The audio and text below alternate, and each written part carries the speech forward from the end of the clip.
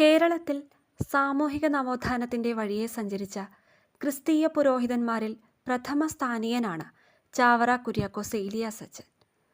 ദീർഘദൃഷ്ടിയോടെ ഒട്ടേറെ മഹത്കർമ്മങ്ങൾ ചെയ്ത അദ്ദേഹം ബഹുമുഖ പ്രതിഭ കൂടിയായിരുന്നു. 1805 ഫെബ്രുവരി 10 കുട്ടനാട്ടിലെ കൈനകരിയിലാണ് ജനനം. പാരമ്പര്യ രീതിയിലുള്ള വിദ്യാഭ്യാസം നേടിയ ശേഷം പള്ളിപ്പുറം സെമിനാരിയിൽ വൈദിക വിദ്യാർത്ഥിയായി ചേർന്നു. മാതാപിതാക്കളും ഏക സഹോദരനും മരിച്ചതോടെ വൈദിക പഠനം നിർത്താൻ ബന്ധുക്കൾ നിർബന്ധിച്ചു. പക്ഷേ സ്വന്തം വഴി നിശ്ചയിച്ചുറപ്പിച്ച അദ്ദേഹം പഠനം തുടരുക തന്നെയാണ് ചെയ്തത്. 1829 പൗരോഹിത്യം സ്വീകരിച്ചു. പാലക്കൽ തോമാ മൽപ്പാൻ്റെയും പോരൂക്കര തോമാ മൽപ്പാൻ്റെയും സഹായത്തോടെ 1831 മെയ് 1 അദ്ദേഹം ഇന്ത്യയിലെ തന്നെ ആദ്യത്തെ ക്രൈസ്തവ സന്യാസി സഭയ്ക്ക് രൂപം കൊടുത്തു. മാന്നാനത്ത് തുടക്കമിട്ട ഈ സഭയാണ് പിന്നീട് CMI സഭയായി മാറിയത്. പള്ളിക്കൂട വിദ്യാഭ്യാസത്തിന് വേണ്ടി നിശ്ചയദാർഢ്യത്തോടെയുള്ള പ്രവർത്തനങ്ങൾ ചാവറയച്ചൻ നടത്തി. പള്ളിയോടൊപ്പം പള്ളിക്കൂടങ്ങളും സ്ഥാപിക്കണമെന്ന് നിർബന്ധം പിടിച്ച ചാവറയച്ചൻ അങ്ങനെ ചെയ്യാത്ത പള്ളികൾക്ക് പള്ളിമുടക്ക് കൽപ്പിക്കുകയും ചെയ്തു. മാന്നാനത്ത് 1866 എൽത്തുരുത്തിയിൽ 1868 പുളിങ്കുന്നിൽ 1872 അദ്ദേഹം സെമിനാരികൾ സ്ഥാപിക്കുകയുണ്ടായി.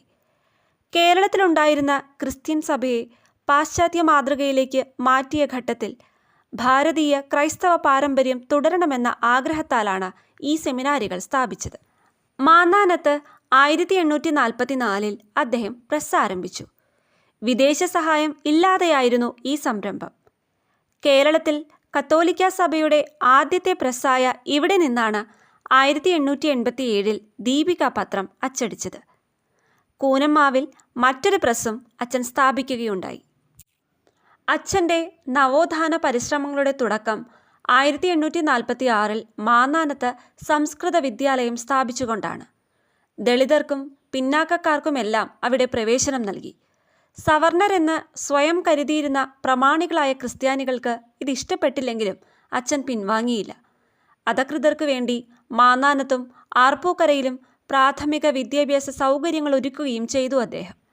മലയാളത്തിനു പുറമെ തമിഴ്, സംസ്കൃതം, ലത്തീൻ, സുറിയാനി, പോർച്ചുഗീസ്, ഇറ്റാലിയൻ, ഇംഗ്ലീഷ് എന്നീ ഭാഷകളിലെല്ലാം അദ്ദേഹം പാണ്ഡിത്യം നേടിയിരുന്നു.